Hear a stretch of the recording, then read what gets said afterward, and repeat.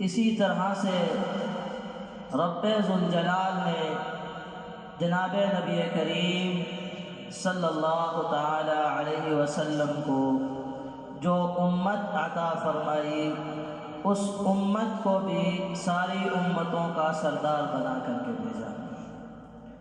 ہم نے تقریباً گزشتہ جمعہ امت محمدیہ صلی اللہ علیہ وسلم کی 6 خصوصیات بیان کی تھی۔ آج انشاءاللہ 7ویں خصوصیت عرض کرتا ہوں۔ اللہ رب العزت نے جناب نبی کریم صلی اللہ علیہ وسلم کو جو امت عطا فرمائی، اس کے ساتھ بقیہ امتوں سے کچھ مختلف معاملہ فرمایا، کچھ خصوصیات بقیہ امتوں سے الگ اللہ نے اس امت کو عطا فرمائی جو اسی امت کی شان ہے۔ 7ویں خصوصیت، جناب نبی کریم صلی اللہ علیہ وسلم نے ارشاد فرمایا، ان اللہ تجاوز عن امتی ما حدثت به انفسها ما لم تعمل او ما لم تتکلم۔ جناب نبی کریم صلی اللہ علیہ وسلم نے ارشاد فرمایا کہ اللہ کریم نے میری امت کے لوگوں کو بھول چوک، خطا اور نسیان اور جبراً کوئی ان سے کام کروا لے یا ان کو مختلف قسم کے غیر ارادی طور پر خیالات گھیر لیں تو اللہ نے اس پر میری امت کی پکڑ نہیں فرمائی۔ ما لم تعمل، جب تک کہ جو برا خیال آیا اس پر عمل نہ کر لیں یا اس کو زبان سے بیان نہ کر لیں۔ اسی طرح سے جناب نبی کریم صلی اللہ علیہ وسلم نے ارشاد فرمایا، ان اللہ قد تجاوز عن امتی الخطأ والنسیان وما استکرہوا علیہ۔ جو کوئی غلطی سے میری امت سے کام سرزد ہو جائے میرے اللہ وہ بھی اسے معاف فرما دیتے ہیں۔ بھول سے کوئی کام سرزد ہو جائے میرے اللہ میری امت کو وہ بھی معاف فرما دیتے ہیں۔ کسی نے گن پوائنٹ پہ اس سے کوئی کام کروا لیا جو کہ اسلام کے مزاج کے خلاف تھا، اللہ میری امت کو وہ بھی معاف فرما دیتے ہیں۔ کتنا بڑا انعام کیا اللہ کریم نے اپنے نبی کریم صلی اللہ علیہ وسلم کی امت کے ساتھ۔ اسی طرح سے نمبر 8، اللہ کے نبی صلی اللہ علیہ وسلم کی دعا کی برکت سے اجتماعی طور پر یہ امت ہلاک نہیں ہوگی کہ سارے مسلمان ان پہ آفت آئے وہ ہلاک ہو جائیں، یہ نہیں ہو سکتا، کیونکہ اللہ کے نبی صلی اللہ علیہ وسلم نے دعا کی ہے۔ حدیث مبارکہ میں آتا ہے، جناب امام الانبیاء صلی اللہ تعالی علیہ وسلم نے ارشاد فرمایا، سألت ربی فیہا 3 خصال، میں نے اپنے پروردگار سے 3 دعائیں مانگی، اعطانی 2 ومنعنی 1، میرے رب نے 2 دعائیں قبول فرما لی اور 1 کو روک لیا۔ سألت ربی اللہ یہلکنا بما ہلک بہ الامم قبلنا فاعطانیہا، میں نے اپنے رب سے دعا کی کہ اے مولا کریم میری امت کو ان مصائب کے ساتھ اجتماعی طور پر ہلاک نہ کرنا جس طرح سے ہم سے پہلی امتیں ہلاک ہوئیں۔ مشہور واقعات آپ لوگوں نے سنے ہوں گے پہلی امتوں کی ہلاکتوں کے۔ نوح علیہ السلام کی قوم، لوط علیہ السلام کی قوم، ثمود علیہ السلام کی قوم۔ الغرض مختلف قوموں پر اجتماعی عذاب آیا، لیکن حضور نبی کریم صلی اللہ علیہ وسلم نے دعا کی کہ اے اللہ میری امت پر اجتماعی عذاب نہ بھیجنا۔ اللہ نے اس دعا کو قبول فرمایا۔ یہ اسی امت کی خصوصیت ہے کہ اس پر اجتماعی عذاب انشاءاللہ نہیں آئے گا۔ سألت ربی اللہ یظہر علینا عدوا من غیرنا فاعطانیہا، میں نے اپنے پروردگار سے دعا کی کہ اے مولا کریم اجتماعی مسلمانوں پر کسی دشمن کو غلبہ نہ دینا، کہ ایسا نہ ہو کہ ساری دنیا کے مسلمان مغلوب ہو جائیں اور کوئی کافر ان پہ حملہ آور ہو کر انہیں تباہ کر دے۔ اللہ نے میری اس دعا کو بھی قبول فرما لیا۔ سألت ربی اللہ یلبسنا شیعا فمنعنیہا، میں نے اپنے پروردگار سے دعا کی کہ اے مولا کریم ہم میں فرقے نہ بنے، آپس میں اختلافات نہ ہو، تو اس دعا کو رب العالمین نے روک لیا۔ ایک روایت میں آتا ہے جناب نبی کریم صلی اللہ تعالی علیہ وسلم نے ارشاد فرمایا سألت ربی ثلاثا، میں نے اپنے رب سے 3 دعائیں مانگی، فأعطانی ثنتین ومنعنی واحدتا، 2 تو میرے رب العالمین نے قبول فرما لی اور 1 کو روک دیا۔ سألت ربی اللہ یہلک امتی بالسنۃ فأعطانیہا، میں نے اپنے رب سے دعا کی کہ اے اللہ میری امت کو قحط سالی سے نہ ختم کر دینا، یعنی میری امت پر قحط سالی کا اجتماعی عذاب نہ آئے۔ اللہ نے میری اس دعا کو بھی قبول فرما لیا۔ سألت ربی اللہ یہلک امتی بالغرق فأعطانیہا، میں نے اپنے پروردگار سے دعا کی کہ میری امت کو پانی میں غرق کر کے ہلاک نہ کرنا۔ اللہ نے میری اس دعا کو بھی قبول فرما لیا۔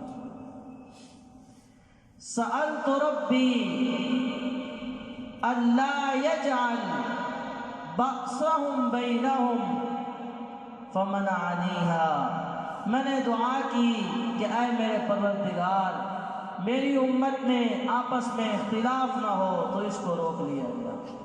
تو یہ اس امت کی خصوصیت ہے کہ اس پر اللہ نے اجتماعی عذاب کو نہیں بھیجا۔ یہ بھی جناب نبی کریم صلی اللہ علیہ وسلم کی دعا کی برکت ہے۔ نمبر 9، اللہ رب العزت اس امت کی اس طرح سے حفاظت فرمائیں گے کہ کبھی بھی ایسا وقت نہیں آئے گا کہ یہ ساری امت کسی برائی پر اکٹھی ہو جائے، ایسا نہیں ہو سکتا۔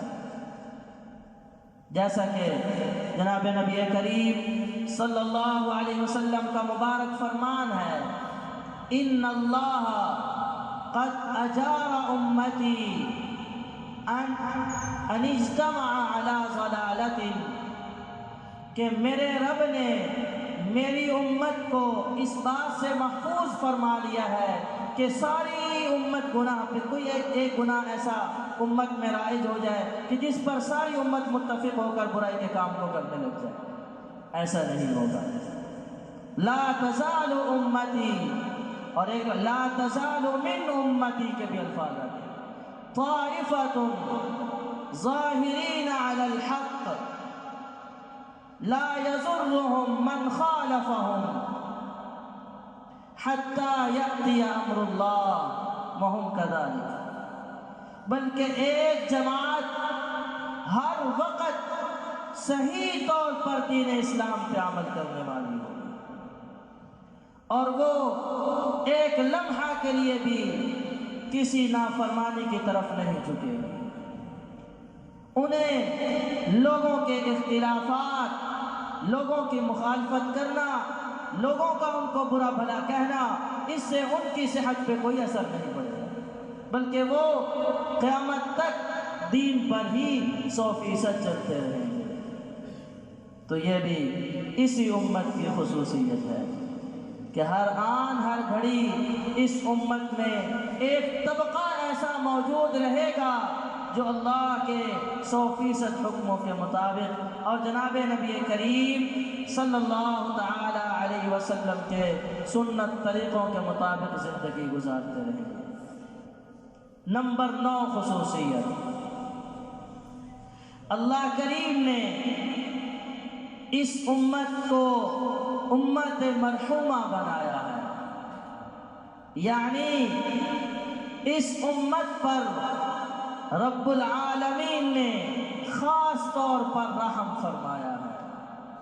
حدیث مبارکہ میں آتا ہے، جناب نبی کریم صلی اللہ تعالی علیہ وسلم نے ارشاد فرمایا، ان امتی هذه امت مرحومہ، بے شک میری یہ امت ایسی امت ہے جس پر رحم کیا گیا ہے۔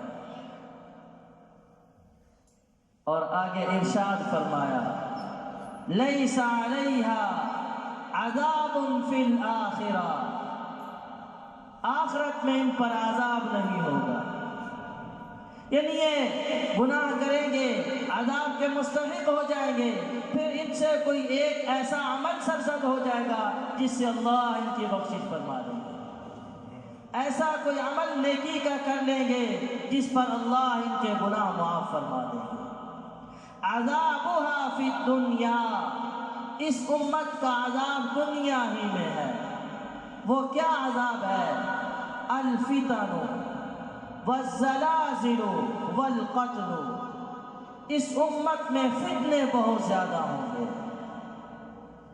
اور جو فتنوں کے ہوتے ہوئے بھی دین پر زندگی گزاریں گے، جب کل اللہ کے دربار میں جائیں گے تو رب انہیں پھر محروم نہیں فرمائیں گے۔ زلزلے آئیں گے اس امت پر، زلزلوں میں امت شہید ہو جائے گی، حالت ایمان پر لا الہ الا اللہ محمد رسول اللہ پڑھنے والے تھے، زلزلے کی نظر ہو گئے، شہید ہو گئے، اللہ زلزلے کی تکلیف برداشت کرنے کی وجہ سے آخرت کا عذاب ان سے دور فرما دیں گے۔ والقتل، قتل و غارت گری ہوگی، جو شخص اس میں بھی قتل کر دیا گیا یا اپنے آپ کو اس طرح سے محفوظ رکھ کر ان فتنوں کا مقابلہ کرتا رہا، اللہ اس کو بھی آخرت کے عذاب سے محفوظ فرما دے گا۔ کتنی بڑی فضیلت ہے۔ حضرت حذیفہ رضی اللہ عنہ کی روایت ہے کہ جناب نبی کریم صلی اللہ علیہ وسلم نے ارشاد فرمایا، یہ 10ویں خصوصیت ہے اس امت کی، کہ حضور علیہ السلام نے ارشاد فرمایا، فضلت علی الناس بثلاث، اللہ رب العزت نے ہمیں 3 چیزوں کے ساتھ لوگوں پر فضیلت عطا کی ہے۔ صفوفنا کصفوف الملائکہ، ہماری صفیں وہ فرشتوں کی صفوں کی طرح ہیں۔ اس امت کی نماز کے لیے صفوں کا بننا وہ اس طرح سے ہے جس طرح سے فرشتے صفیں بنا کر کے کھڑے ہیں، ان کی صفیں فرشتوں کی صفوں جیسی ہیں، یعنی ان کی صفوں میں جو ترتیب ہے فرشتوں کی صفوں کی بھی یہی ترتیب ہے۔ یہ اس امت کی خصوصیت ہے۔ نمبر 2 فضیلت کی چیز، جعلت لنا الارض کلھا مسجدا، اللہ رب العزت نے اس امت پر احسان فرماتے ہوئے، آسانی فرماتے ہوئے ساری کی ساری زمین کو مسجد بنا دیا۔ جس جگہ پر ہے نماز کا وقت ہو گیا، وہ وہیں پہ مصلی بچھائے، نماز پڑھ لے، اللہ اس کی عبادت کو قبول فرمائے۔ وَجُعِلَتْ تُرْبَتُهَا لَنَا طَهُورًا اِذَا لَمْ نَجِدِ الْمَاءَ، اور اللہ نے اس امت پر احسان فرماتے ہوئے مٹی کو پاکیزگی کا ذریعہ بنا دیا۔ جب پانی پر قدرت نہیں ہے تو مٹی سے تیمم کر لے، اللہ پاک فرما دیں گے، اعمال میں لگ جائیں گے۔ تو یہ 10 خصوصیات اللہ نے اس امت کو عطا فرمائی۔ تو میرے محترم بھائی اور دوستو، ہمیں بھی ان خصوصیات کی قدر کرنی چاہیے یا نہیں؟ بقیہ خصوصیات بھی ہیں، وہ انشاءاللہ العزیز آئندہ جو میں عرض کروں گا۔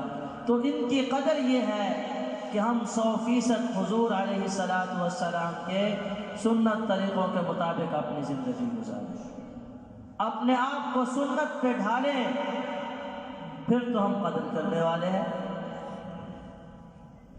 شکر کی 3 قسمیں ہیں نا، ان میں سے ایک قسم یہ بھی ہے کہ احسان کرنے والے کی منشا کے مطابق اس کے احسان کو سامنے رکھ کر کے زندگی گزاری جائے۔ اللہ نے ہم پر کتنا بڑا احسان فرمایا کہ ہمیں حضور نبی کریم صلی اللہ تبارک و تعالی علیہ وسلم کی امت میں پیدا فرمایا اور اتنے اعزازات عطا فرمائے۔ تو پھر شکر اس کا یہ ہے کہ ہم ان کی قدر کریں اور 100% اپنے کو سنت کے مطابق ڈھالنے کی کوشش کریں۔ ہمارا کوئی عمل سنت سے ہٹ کر نہیں ہونا چاہیے۔